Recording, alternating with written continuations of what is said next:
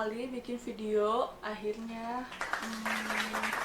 karena belakangan ini lagi hangat isu new normal atau normal baru seperti yang sudah dideklarasikan oleh Presiden kita Pak Joko Widodo bahwa akan mulai diperlakukan new normal.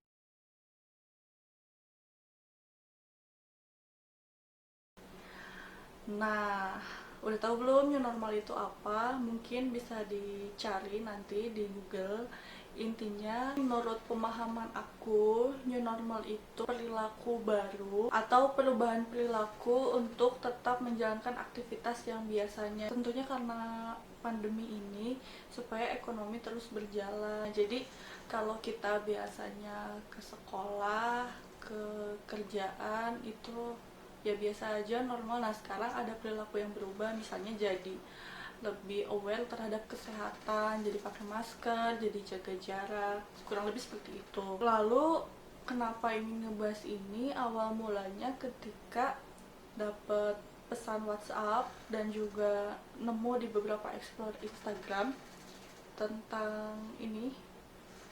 Intinya di situ judulnya bersiap untuk new normal yang diposting oleh tempo.co. Itu adalah rangkuman secara visual dari pernyataan resminya Presiden kita pada Jumat 15 Mei 2020. Nah, di situ ada fase-fasenya, fase 1 sampai fase 5.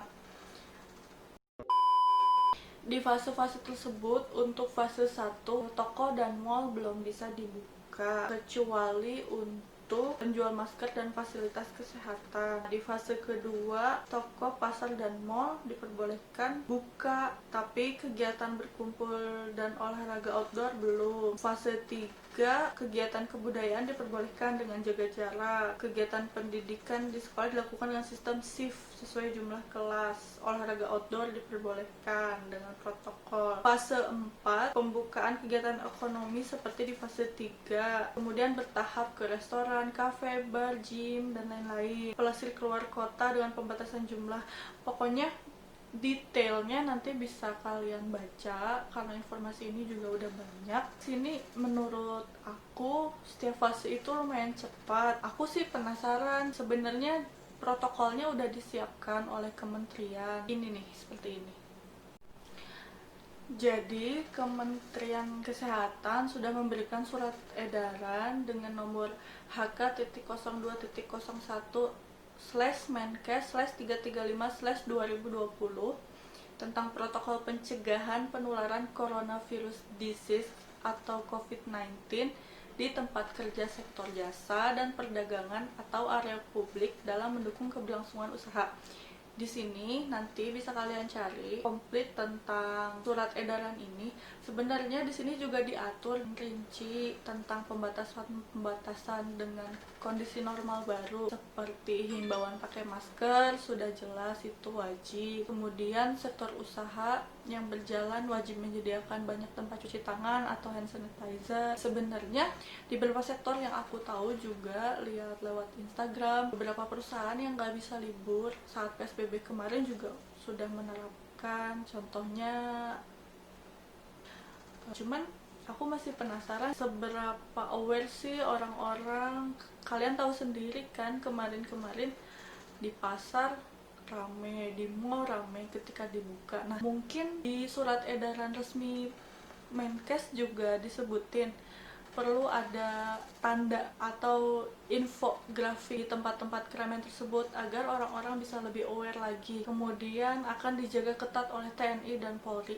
Ya, kita lihat aja nanti apakah itu berjalan dengan baik. Semoga aja berjalan dengan baik. Tapi di sini sih aku pengen intip ide-ide dari para desainer, studio desain menanggapi new normal ini. Jadi mereka punya ide tuh, kira-kira desain-desain fasilitas publik seperti apa yang cocok untuk new normal ini atau membantu dalam kondisi new normal ini.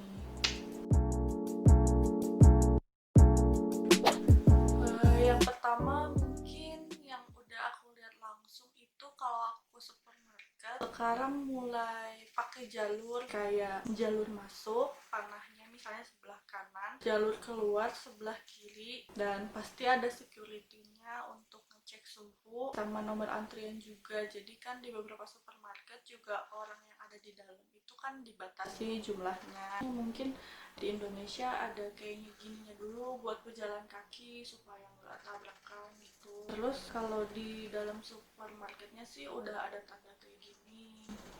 Sebenarnya kalau kita pakai troli, kalau aku sih kebanyakan orang nggak sejauh ini ya antrinya, tapi lebih ke ya ujung troli terus kita terus di belakangnya troli lagi kayak gitu sih. Padahal di bawah lantainya itu ada tuh lakban biasanya jarak amannya segimana, tapi nggak semua orang aware. Mungkin bener kata surat edaran itu sih harus lebih banyak infografik yang besar kalau bisa kali ya. Terus untuk di tempat kerja nih aku lihat ada di BuzzFeed News sama di Yanko Design ada yang idenya tuh pakai pot satu-satu gitu, ada juga yang dibikin kayak zigzag gitu. Pokoknya gimana caranya tuh si posisinya tuh emang serong-serong gitu. Kalau kita di sini berarti sudah kita kosong, depannya isi. Seperti itu sih rata-rata. Entah itu di restoran, di sarana publik lain. Ini nih yang unik nih di restoran. Bisa juga nih mungkin kalau kita mau ngerubah furniture jadi sedemikian rupa itu terlalu banyak biaya, bisa juga sih kursinya aja dicabut ya, dipermanenin gitu, entahlah. Ini ada juga yang lucu idenya, dia pakai boneka, jadi yang tempatnya nggak ada bonekanya disitulah tempat kita duduk. Ada juga yang pakai pot-pot kayak tadi tempat kerja itu tapi berdua-berdua. Ada juga yang kayak face shield tapi nutupin sebadan kayak lampu gantung. Keren deh. Tuh kan, keren kan? Sebenarnya banyak sih ide yang bisa kita explore. Mungkin pemerintah bisa diskusi tuh sama desainer-desainer untuk memikirkan desain sarana publik yang mendukung new normal atau normal baru ini, ya enggak? Kemudian untuk tempat-tempat umum kayak transportasi, mungkin aku belum tahu deh. Di Indonesia nanti kan di fase 5 kalau nggak salah tadi ku baca itu kan udah mulai boleh pelesiran tuh, mungkin ada naik pesawat, naik bis, naik kereta. Mungkin yang kalau kita tahu sekarang kursinya misal satu terisi, satunya dikasih tanda kayak gitu kan pembatasannya. Tapi ada juga nih ide yang menarik, jadi zigzag gitu ngadep depan belakangnya dari Avio Interior, seperti itu desainnya. Menarik ya. Tapi kan ini mungkin harus merubah interior di dalamnya, mungkin ribet ya. Mungkin yang efektif mungkin penjualan tiketnya dibatasin sesuai jumlah yang ditentukan dan mungkin cuma ditandain. Terus di tempat umum nih, karena kita juga kan dihimbau untuk berjemur. Terus untuk taman kota kayak Central Park ala-ala gitu, mungkin bisa tuh kayak gini ditandain juga.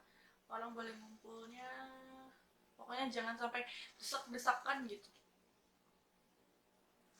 Satu hal yang aku masih khawatir itu sebenarnya untuk di pasar tradisional. Aku nggak tahu karena aku juga jarang keluar, bisa 3 hari sekali ke pasar dekat rumahku. Itu juga tidak ada pengawasan super ketat sih, cuman jam buka pasarnya yang dibatasi. Kemarin aja lebaran, sebelum lebaran aku nggak belanja di H-1, H-2, kalau bisa belanja dari H-3. Gimana caranya food preparation di kulkas supaya bisa, karena aku takut berdesakan gitu loh orang-orang. Nah aku nggak tahu deh kalau di pasar kira-kira desain yang cocok seperti apa ya, kalian ada ide nggak?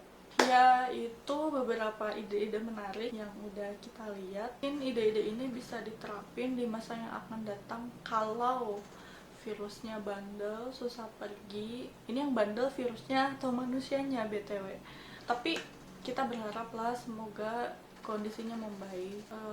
Entah itu vaksinnya ditemukan, atau virusnya juga cepat hilang, cepat musnah, atau ya seperti yang sekarang sedang diupayakan adalah kita berdamai dengan kondisi ini.